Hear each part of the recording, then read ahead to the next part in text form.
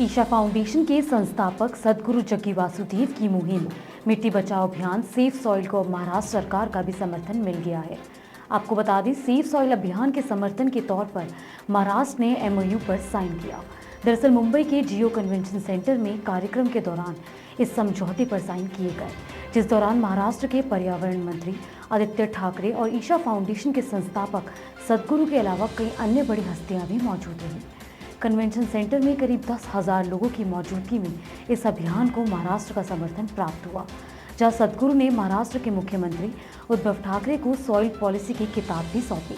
वहीं इस कार्यक्रम में आदित्य ठाकरे ने कहा कि धरती हमारी साझा संपत्ति और जिम्मेदारी है और मुझे सदगुरु के साथ मंच साझा करने और वैश्विक मंच पर ईशा फाउंडेशन की सेफ सॉइल पहल के लिए महाराष्ट्र की तरफ से समर्थन करते हुए खुशी महसूस हो रही है और साथ ही उन्होंने भी मिट्टी बचाओ के लिए पूर्ण समर्थन का वादा किया। नमस्कार, मैं दीक्षा सोनी, कृषि न्यूज़ में आपका स्वागत है।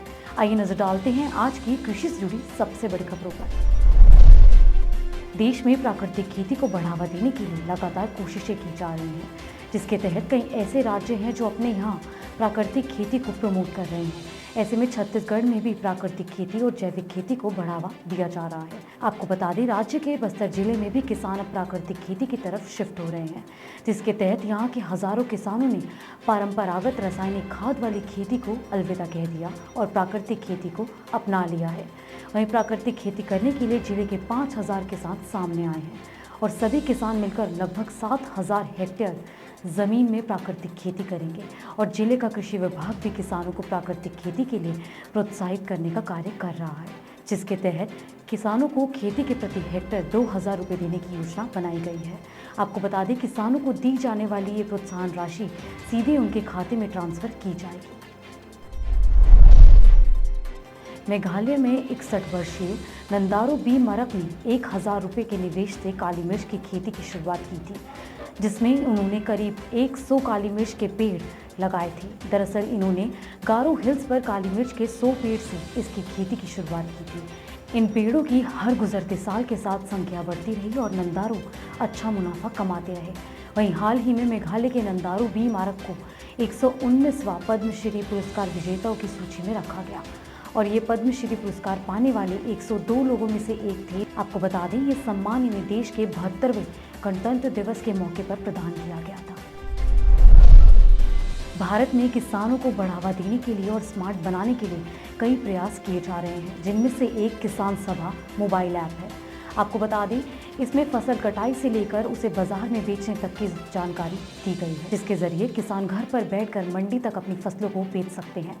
दरअसल कोरोना महामारी के दौरान किसानों की फसलों का कोई उचित प्रबंध न होने के कारण किसानों को बहुत नुकसान पहुंचा था।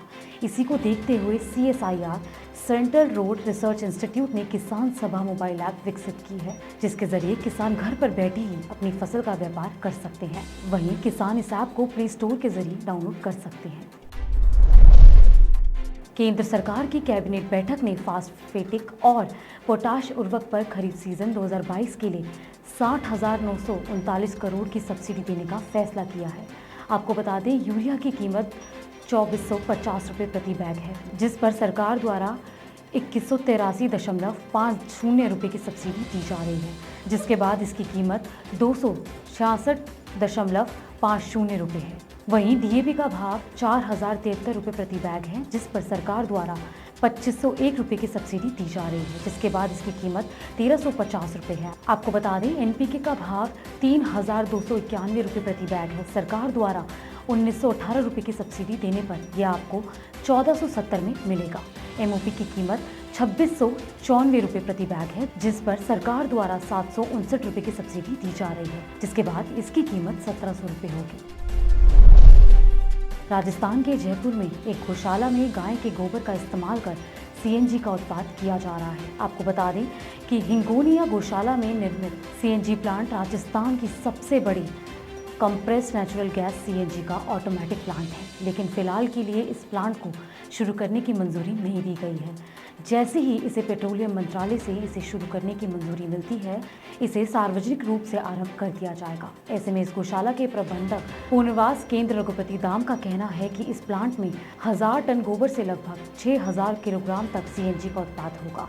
इसके अलावा उन्होंने ये भी बताया कि इस प्लांट को 5 एकड़ की जमीन पर बनाया गया है, जिसे तैयार करने के लिए करीब 31 करोड़ 78 लाख रुपए खर्च किए गए हैं।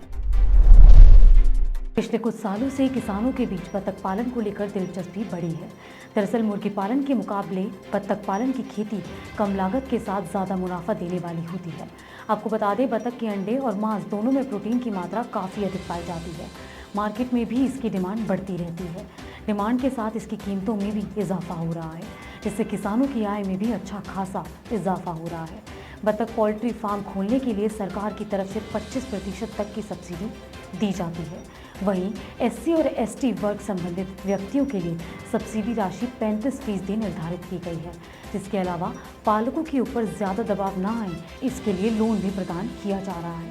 आपको बता दें, NABARD national bank for agriculture and development rural भी बतख पालन के लिए किसानों को कर्ज देती है। वहीं प्रधानमंत्री मुद्रा योजना के तहत भी एसबीआई बतख पालन के लिए लोन दिया जाता है।